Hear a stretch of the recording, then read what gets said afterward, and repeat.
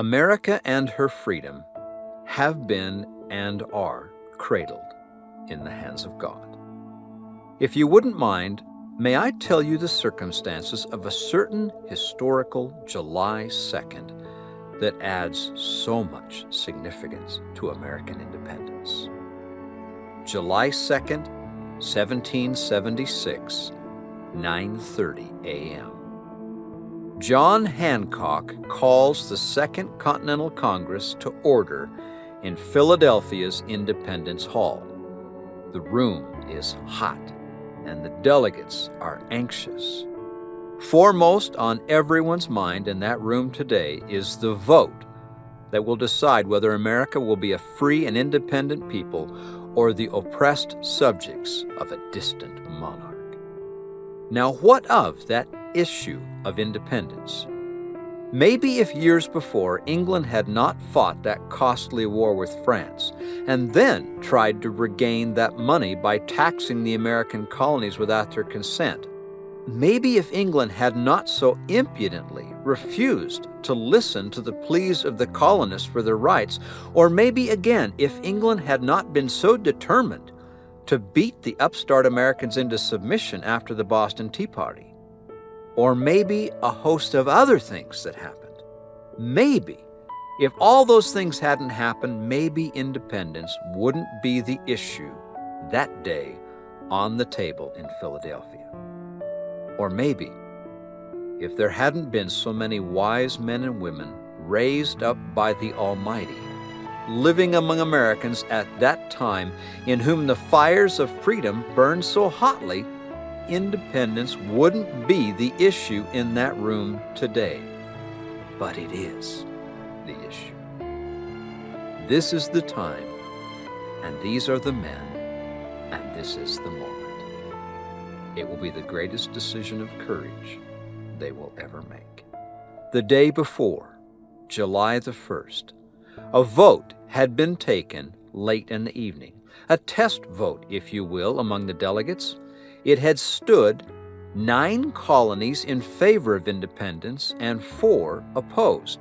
Now that was a majority in favor of independence, yes, but that's not enough. Every man in that room knew that if they did not hang together in unanimity for independence, they would, as Franklin put it, quote, surely all hang together. There cannot be one dissenting colony. If there is, England will use it as a wedge and split the Union apart. Finally, in the afternoon, John Hancock calls for a vote on the resolution for independence. By now, the sky had grown black. Rain is coming down in sheets, and the thunder is so loud that the delegates at times cannot even hear each other. When suddenly, in the midst of all that, at the back of the room, the door opens and in walks Caesar Rodney of Delaware. Now therein lies a story.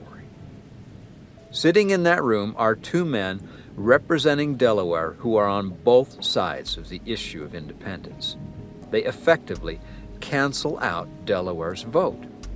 So the night before, a writer had been dispatched to Dover, Delaware, with a message for Rodney to come quickly and break the deadlock in favor of independence. No one wanted to disturb Caesar Rodney. He was dying of cancer and lived in constant pain. It was well known that Rodney could have gone to England for treatment, but he staunchly refused to receive aid and comfort from those he considered the enemy. Now, at Independence Hall, he stands before them still wearing his boots and spurs, having ridden 80 miles in a chilling downpour all through the night. He is soaking wet and covered with mud. The cloth covering the large cancerous sore in his face is soaked and matted to his skin. With a fire in his eyes and a smile on his face, Rodney takes his seat in the Delaware delegation amid the admiring stares of his fellows. As the vote is called, I wonder what might have been going through the minds of those men in that room. Well, I don't know, but it might have been this. That very moment, there are some 130 British warships anchored in New York Harbor ready to do battle, aimed at America. The largest war fleet ever assembled in the history of the world. Moreover, tens of thousands of professional British soldiers and ruthless mercenaries stand well-equipped and ready to crush the 9,000 untrained farmers, merchants, and whatever else that comprised Washington's army. Surely those delegates in that Congress knew that of the approximately 2.5 million people represented in the American colonies, 1/3 of those are loyal to England, and they will fight from within against the Patriots' cause. The opposition was incredible, and surely they knew that England had already declared them as rebels, and if they were caught, if they voted for independence, a hangman's noose would be their fate. Well, notwithstanding, the vote is called. As in the night before, 9 of the colonies still vote in favor of independence. Then, the 4 dissenting colonies, following Delaware's lead, suddenly change their vote in favor of independence. It is unanimous. It is miraculous.